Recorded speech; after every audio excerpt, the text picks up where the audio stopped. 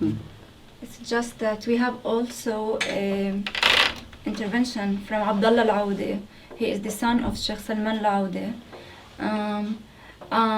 We have a video from him. He lives in USA, and he is talking about also just like another victim of the old judicial system in Saudi Arabia, another member of the families. My name is Abdullah al-Odah. I am a senior fellow at the Center of Muslim Christian Understanding at Georgetown University here in Washington, D.C. in the United States. In this brief video, I want to talk about the case of my father. My father is Sheikh Salman al-Odah. He's a 60-year-old scholar and intellectual in Saudi Arabia. My father has been in jail since September 2017, 1 year and a half in jail. And he was held incommunicado for a long time. He was handcuffed, mistreated, blindfolded, mistreated, denied access to a lawyer for a long time, denied medical care for a long time until he was hospitalized and was transferred to a hospital in January 2018. After that, the authorities also searched our house and my personal library arbitrarily without any legal process or warrant. They also banned 17 members of my family from traveling. They also denied any rights for me while abroad and tried to lure me to Saudi Arabia in order to put me in jail next to my father. They also arrested my uncle because he tweeted against the arrest of my father and charged my uncle with sympathizing with my father.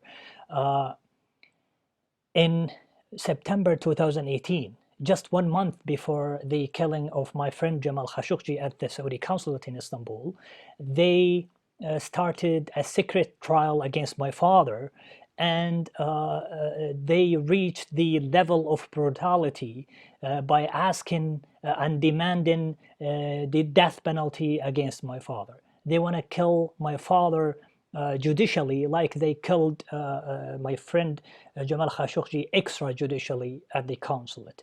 The same administration that masterminded the idea of killing Jamal Khashoggi at the consulate is actually seeking death penalty against my father on similar charges based on civil activism and peaceful intellectual works of both of them. Now my father in September since September is facing the death penalty on 37 bogus charges in a sham trial that was very secret. The international media was not allowed to attend. The international community was not allowed to attend. And the lawyer that I authorized to represent my father was also not allowed to attend.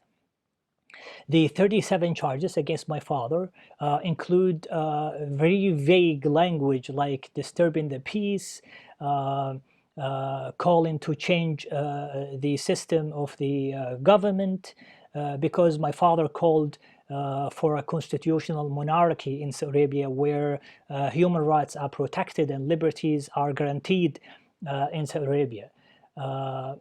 And one of the charges against my father is mocking the government achievements. So just imagine these charges and similar charges were composed by the Attorney General in Saudi Arabia to ask and demand death penalty against my father.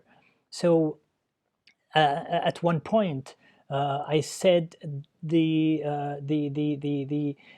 Attorney General who is investigating the Jamal Khashoggi's killing extrajudicially is administering the killing of my father judicially, because he is taking death penalty against my father for the same based on the same peaceful activism that both of them have done. Now we should work very strongly and fast in order to protect not just my father, but the whole Saudi society. A lot of intellectual, figures, a lot of intellectuals, public figures, economists, feminists like Lujan al-Hudun and Aziz al-Yusuf, and even American citizens like Walid Fatahi are locked up in jail right now in Saudi Arabia, are facing very severe charges and punishments based solely on their activism and intellectual works. We should work hard in order to, and pressure very hard the current Saudi administration in order to stop this brutality. Now the administration in Saudi Arabia is destabilizing the not just the Saudi society, but also the region of the Middle East and abroad, trying to lure people inside Saudi Arabia and locking them in jail, trying to putting a prime minister of Lebanon under house arrest, cutting ties with Canada over a tweet. They are doing and also striking civilians in Yemen with weapons that were bought from Europe and the U.S. These are just examples of atrocities done by the current administration, and that's why the current administration of Saudi Arabia is destabilizing the region. We should act fast and strong in order to protect ourselves and the people of Saudi Arabia.